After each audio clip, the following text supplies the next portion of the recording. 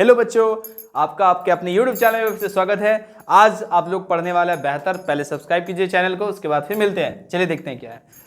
आज हम लोग पढ़ने वाले हैं, जी हाँ, क्लास 11 का पढ़ने वाले हैं, साइंस का मैथ। जी आज हम लोग पढ़ने वाले हैं साइंस का मैथ पढ़ने वाले हैं।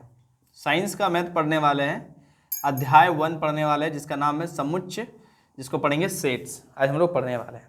तो आज हम लोग जानेंगे समुच्चय का अर्थ क्या होता है और परिभाषा के बारे में जानेंगे, उससे थोड़ा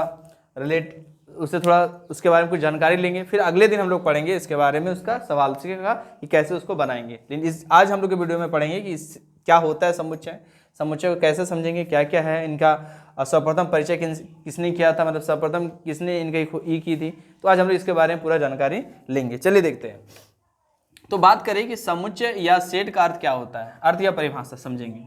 तो meaning and definition of set कैसे होता है, देखिए सबसे पहले मैं बता दूं कि हम लोग आए दिन, आजकल हर दिन हम लोग क्या करते हैं, एक चीज़ का जरूर प्रयोग करते हैं। क्या क्या प्रयोग करते हैं, देखिए सोफा सेट, डाइनिंग सेट, प्रश्नों का सेट, कपड़ों का सेट, किताबों का सेट, टास्क, गद्दी, क्रिकेट टीम। तो इसमें कुछ आपको दिख रहा होगा कि कहीं ना कहीं ये चीज़ एक मतलब समूह की बात कर रहा होगा कि अब सोफा सेट ले ले तो बहुत सारा सोफा होगा, डाइनिंग सेट की बात करें तो बहुत सारा डाइनिंग होगा सेट का, कपड़ों सेट के बारे में बहुत सारा कपड़ा होगा। अब जरूरी नहीं कि कपड़ा एक ही प्रकार का हो सकता है कि कपड़े अलग अलग कलर का हो, लेकिन कपड़ा है तो कपड़ा का सेट हो गया। किताब का सेट में जरूरी नहीं है कि किताब है तो सब गणित की किताब हो, किताब में साइंस का किताब हो सकता है, ये भी किताब हो सकता है। तो ये जो समूह होता है, जो किसी चीज का समूह होता है, इसी को हम लोग क्या बोलते हैं, सेट। और इसी सेट को हम लोग क्या बोलेंगे, समुच्चय। अभी हम थोड़ा हल्का जानकारी लें कि समुच्चय क्या होता है, सेट क्या होता है।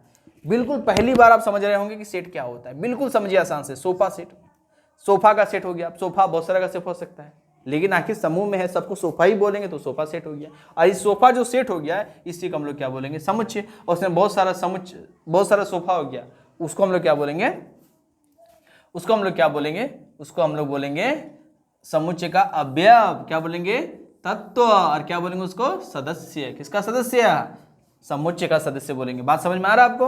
अभी धीरे धीरे आप लोग क्लियर करेंगे, ठीक है ना। कपड़ों का सेट, अब कपड़ा हो सकता है कि आपका कोई भी कपड़ा हो सकता है, लेकिन आखिर कपड़ा ही है और कपड़ा का सेट है, तो कपड़ा का सेट को हम लोग बोलेंगे समुच्चय।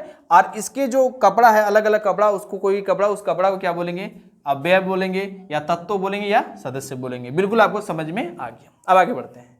सबसे पहले इनका जो ये समुच्चय शब्द का परिचय कराया था जर्मन गणितज्ञ, क्या नाम था, जॉर्ज कांटर। कब किए थे, 1845 से 1918। ठीक है, ये आपको समझ में आ गया किन्होंने किया था। ये आता है, अर्थ आता है उन सभी वस्तुओं से लगाते हैं जो भिन्न और विवेचना योग्य है।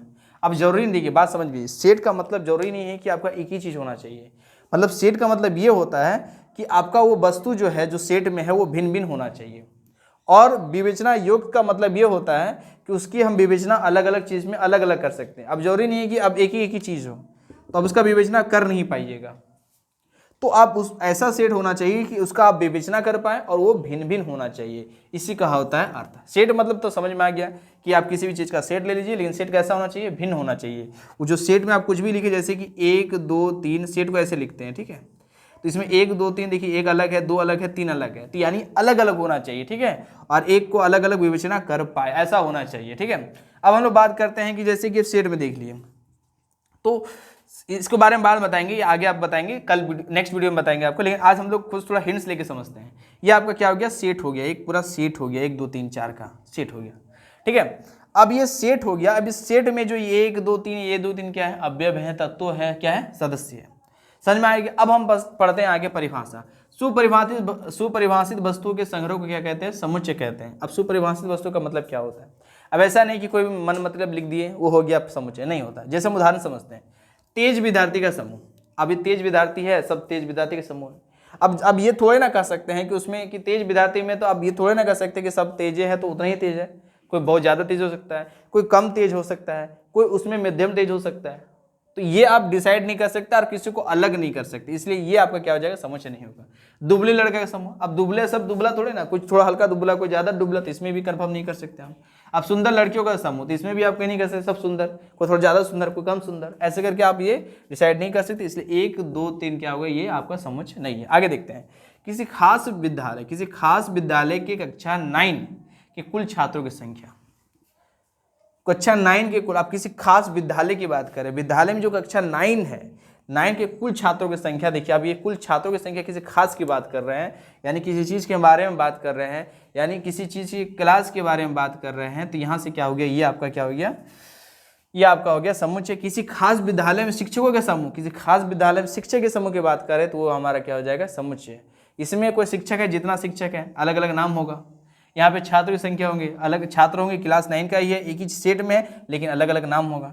इसमें क्या है, तेज विद्यार्थी, अब सबको तेज तो नहीं ना बोल सकते, किसी को कम किसी को ज़्यादा, यहाँ भी नहीं होगा, ये समुच्चय नहीं हुआ।